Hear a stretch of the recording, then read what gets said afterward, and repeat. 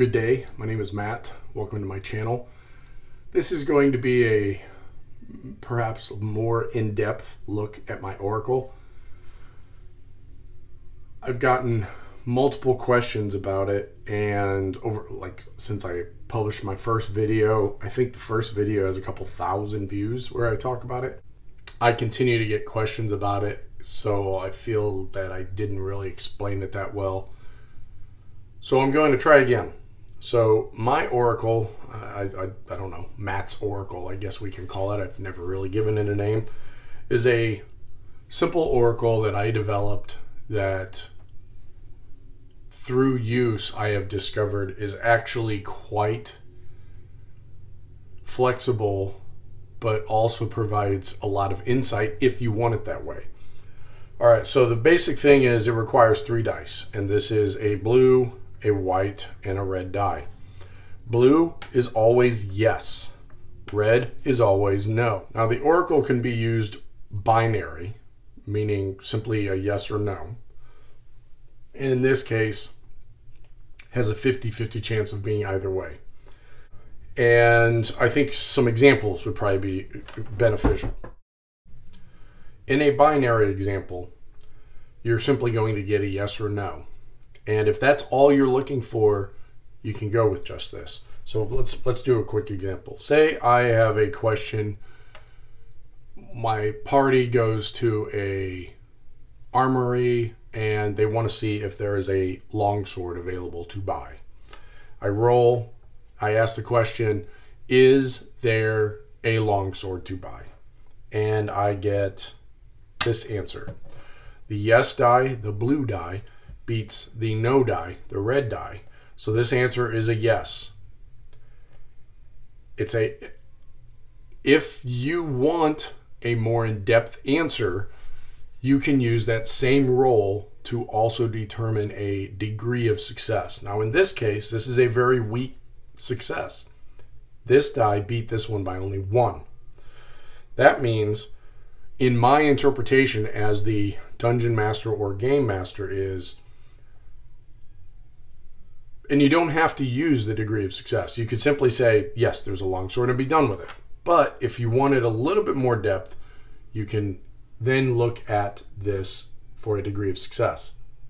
In this case, it is a weak success.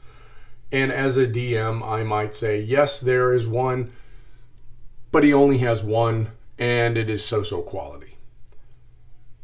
Okay, so that's one roll. Say I roll again, we go to the shop later, and I roll something more along the line of this. This is a definitive yes answer, and as a dungeon master, I would interpret that as not only do they have longswords, but then I would use this degree of success as an inspiration for myself. Yes, they have Yes, they have longswords, but they have a wide selection.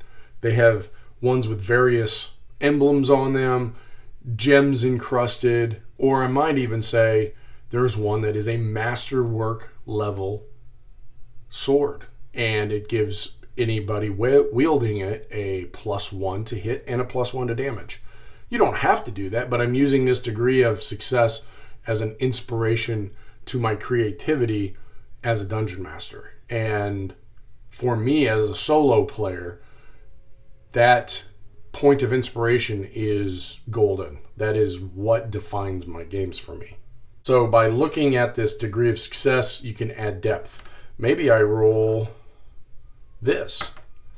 And in that case, I would say, not only does he not have longswords, but I could say he doesn't expect to have one for another week. Or perhaps perhaps this blacksmith just sucks at making longswords and he refuses to make them. Maybe he tries to suggest some other weapon to the fighter in the group. Maybe he makes battle axes great and he wants to sell one of those. Maybe he has a surplus of daggers and he wants to offload some of those. But I can use this as a point of inspiration for me. All right, so another example, and this time I'm going to use what I have called my slider die. So the other way that I utilize my Oracle is with the probability die, or in my case, I typically call it a slider die. And the way this works is, imagine this is the yes side and this is the no side. Based on what I know as a dungeon master, I more than likely have an idea of which answer, yes or no, is more likely based on the situation. So for an example, let's say I want to know if it's going to snow today. Yesterday it was 26 degrees out, and I feel, with my knowledge of the world, that it hasn't rained or snowed in weeks. There are storm clouds on the horizon. Do I think it is going to snow today? In this case, I would take the probability die and slide it here. Now, in the game, you will notice I actually do that. And while partially the reason for that is so that it helps you visualize this, but it also is a visible reminder to myself. So in this case, if either of these dice beat this dice, the answer is yes. So let's go through a couple examples. So the question is it going to snow today? I roll the dice and I get this answer. This answer is a pretty definitive yes. Now you can look at this simply as a binary as well. You don't need to look at the degree of success. But you will see in my games, I almost always look for the degree of success because, again, that is a point of inspiration which feeds my creativity and helps with the improvisation of my solo game.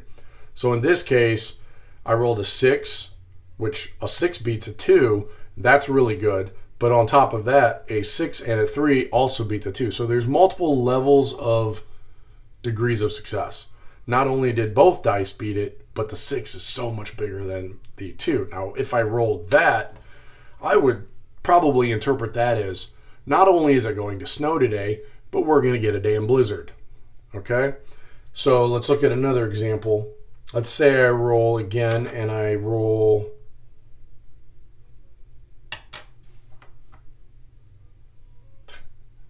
that.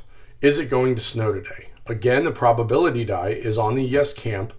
It beats the 4. Now that is barely a success, and you notice this die also did not beat that die. I would still say that this is a yes, but because it's sort of a waffly or mixed result, I mean, it is a yes, but it's so barely a yes that I would say you might get flurries today, or maybe it'll snow for 30 minutes and then stop.